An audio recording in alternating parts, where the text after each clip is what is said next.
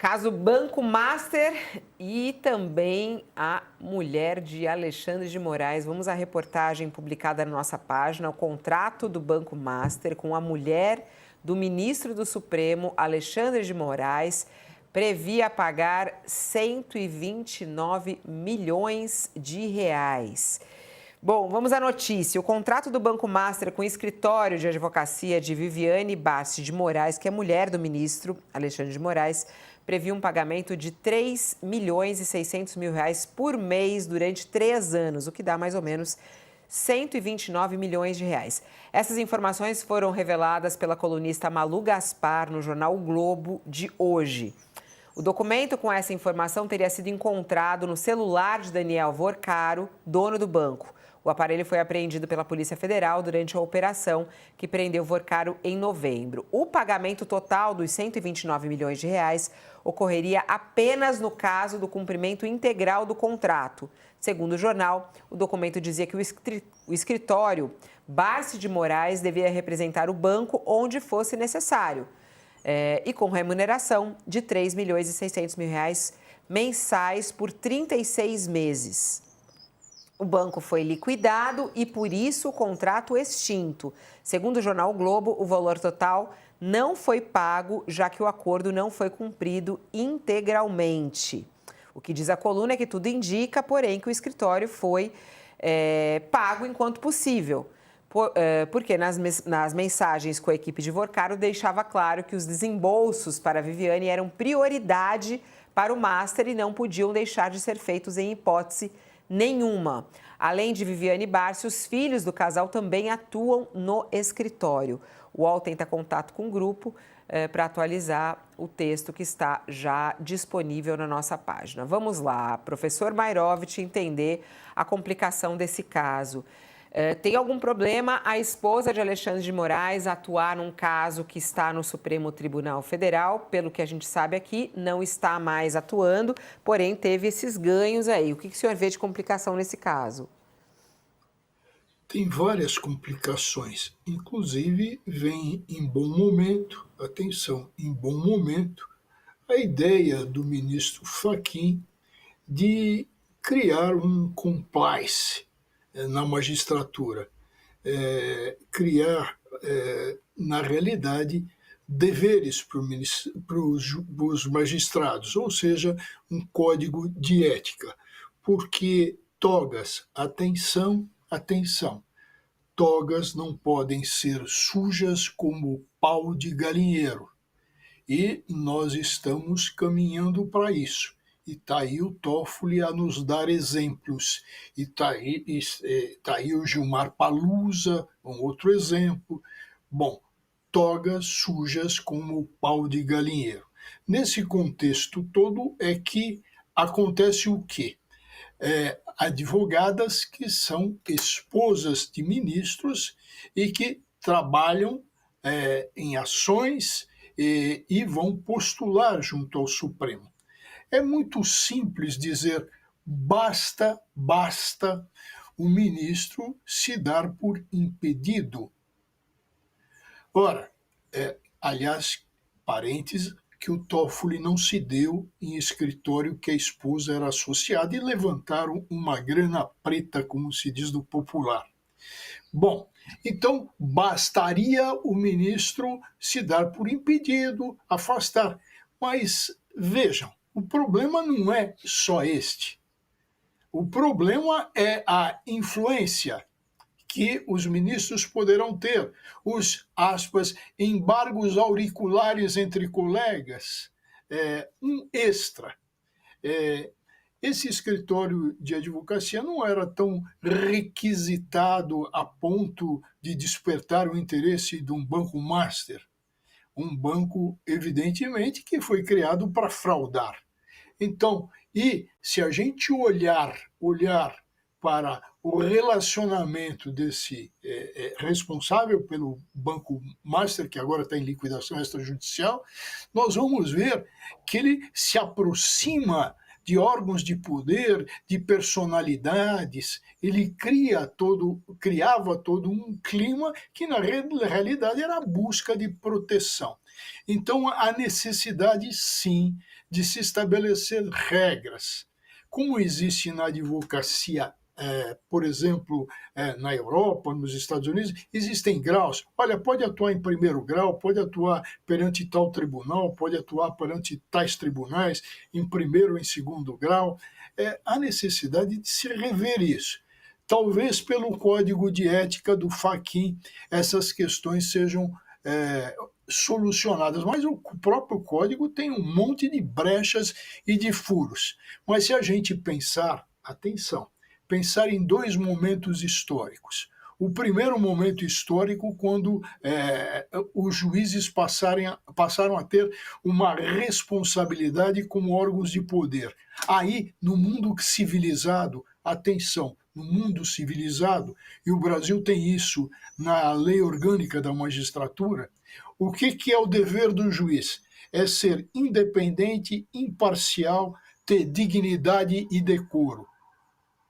Agora, essa é a regra básica. Agora, o grande problema é quem vai fiscalizar isso.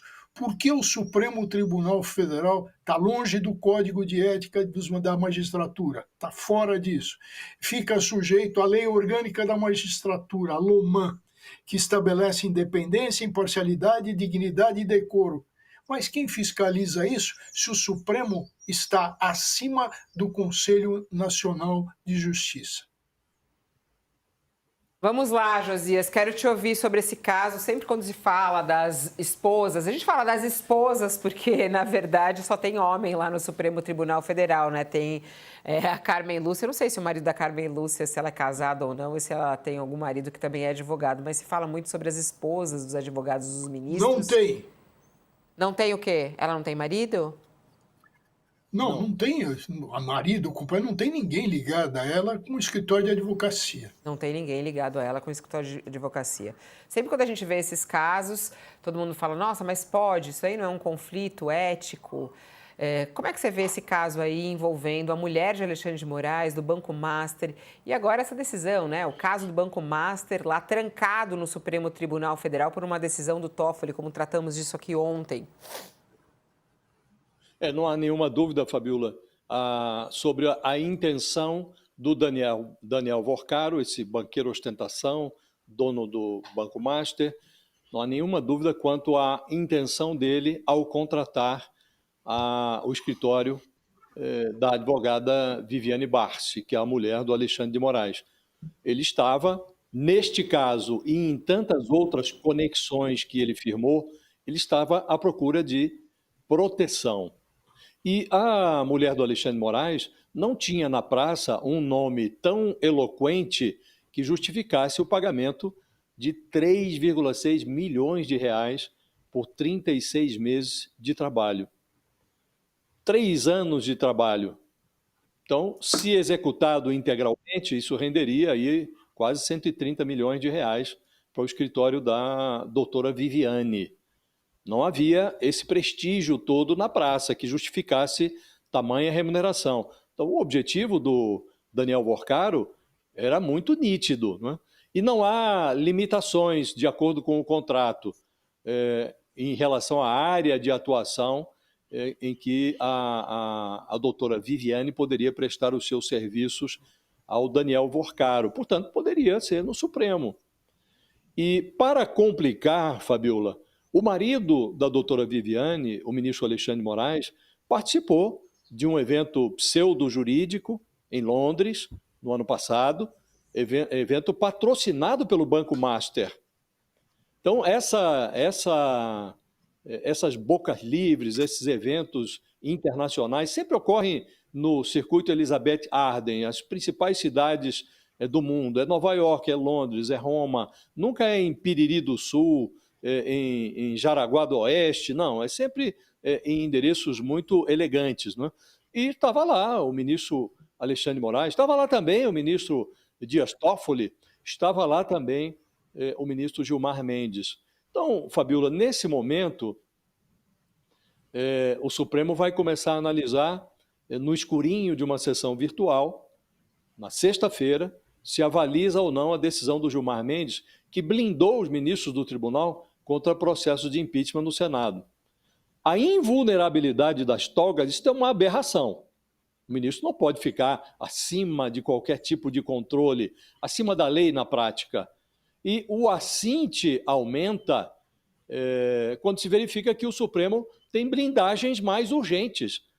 O Supremo precisa blindar a si mesmo contra essas extravagâncias dos ministros, essas participações em eventos internacionais de patrocínio duvidoso, essa extravagância que foi feita pelo ministro Dias Toffoli, que vai num jatinho particular na companhia de um advogado, de um diretor do Banco Master, assistir à final da Taça Libertadores em Lima, e depois volta e, dias depois da viagem, ele avoca para si toda a investigação sobre o Banco Master, decreta sigilo máximo em relação a esse inquérito, que envolve uma fraude de 12 bilhões de reais, e está agora travada a investigação e submetida ao Supremo, numa decisão individual. Então é preciso que isso vá para o colegiado. Se for para o colegiado, o ministro Alexandre de Moraes terá condições de participar desse julgamento? O ministro Dias Toffoli, que foi a essa viagem aí em asas privadas, na companhia de advogado de um diretor do Banco Master, tem ele condições de manter sob seu controle esse processo? E o Supremo autorizou os ministros a atuarem em processos nos quais os familiares prestem os seus serviços como advogados, mulheres, filhos. Então, realmente, nós estamos vivendo um momento muito delicado.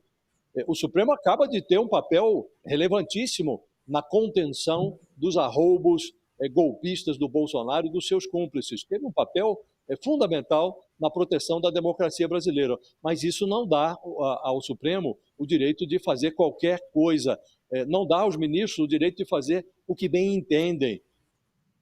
Então, realmente, vivemos uma quadra complicada, Fabíola. Ainda que hoje já tem uma resistência grande interna à edição de um código de ética, como pretende o presidente do tribunal, o Edson Fachin. Ainda que o código de ética avance, ainda que o Fachin consiga ultrapassar esses obstáculos, é possível que alguns ministros do Supremo nem abram o código de ética, nem leiam, porque eles se consideram acima de qualquer suspeita. O Supremo não terá uma relação adequada, civilizada com o Senado e com a sociedade brasileira se não tiver uma relação adequada consigo mesmo. O Supremo precisa se respeitar antes de exigir respeito, Fabíola. Pegar essa do Código de Ética para passar para o Sakamoto, essa é uma notícia importante também de hoje. O presidente do Supremo, Edson Fachin, pretende criar um código de ética para magistrados de tribunais superiores. A intenção é determinar limites bem claros, por exemplo, para a participação de ministros em eventos, recebimento de cachês. O modelo é um conjunto de regras do Tribunal Constitucional Federal da Alemanha, que impõe, inclusive, aos seus juízes que não emitam opinião sobre questões constitucionais ou antecipem resultados de processos. Dar declarações a jornalistas devem ser compatíveis com suas funções, a reputação do tribunal, dignidade do cargo. Determina também uma espécie de quarentena para juízes recém-aposentados. Será que ele vai colocar essa questão também relacionada aos escritórios de advocacia ligados a familiares de ministros do Supremo? O Sakamoto deveria, e aí isso já entra nessa história também da esposa de Alexandre de Moraes? Deveria, não vai conseguir, né? Eu acho que ele vai até pela própria apuração da Dani, muitos ministros estão reclamando do timing, só que o timing, pelo outro lado, eu acho perfeito. Exatamente neste momento em que você tem essa discussão é que as instituições têm que dar uma resposta à sociedade. É exatamente em momentos que elas são pressionadas, elas são colocadas contra a parede, que elas precisam dar resposta à sociedade, o que mostra instituições que são permeáveis. Ninguém está querendo aqui, neste caso, alterar decisões de julgamento do Supremo Tribunal Federal. Está se discutindo o comportamento do Supremo Tribunal Federal e de seus membros. Ninguém está falando, ninguém está discutindo, tem que mudar aquela decisão lá. Não é isso. O que está se discutindo é o comportamento dos seus membros diante da sociedade. Esse debate não é novo. Essa questão a respeito dos ministros do Supremo Tribunal Federal aceitarem convites, aceitarem viagens, aceitarem caronas de avião, aceitarem mimos e outras coisas mais, coloca em xeque, não tenha dúvida nenhuma, a sua isenção. Né? Não só em questões de Banco Master, mas a gente está discutindo isso há anos. Eles precisam, na verdade, se blindar disso. Eles precisam, na verdade, não aceitar nada disso. E além, sim, temos o Supremo tem que ter um código de regras a respeito do comportamento dos familiares dos ministros quando as ações deles, principalmente profissionais, tiverem conflito de interesses com a corte. Ah, mas já tem regras, vai ter que ter mais regras ainda para evitar esse tipo de coisa. Ninguém está colocando em suspeita a família do ministro Alexandre de Moraes, mas exatamente porque isso está dado é que você precisava de uma regra, inclusive para protegê-los nesse sentido. E o que a gente não tem. Só que isso, eu vou ser sincero, Fabiola, tem que ir além, não é só o Supremo Tribunal Federal. Existe uma série de lacunas de regras envolvendo os outros poderes também. Um outro caso muito claro, inclusive, são as regras da própria primeira-dama. Discute-se muito que deveria ter um regramento com relação à primeira-dama ou primeiro cavalheiro no governo federal. Do que ela pode fazer, do que ela não pode fazer, do qual que é a limitação da ação dela, que estrutura ela pode ter. E isso é positivo, inclusive, tanto para a Janja quanto para qualquer outra pessoa que assuma o lugar. Enquanto houver esses vácuos de informação, a gente vai continuar tendo problemas e questionamentos que vão aparecer na sociedade.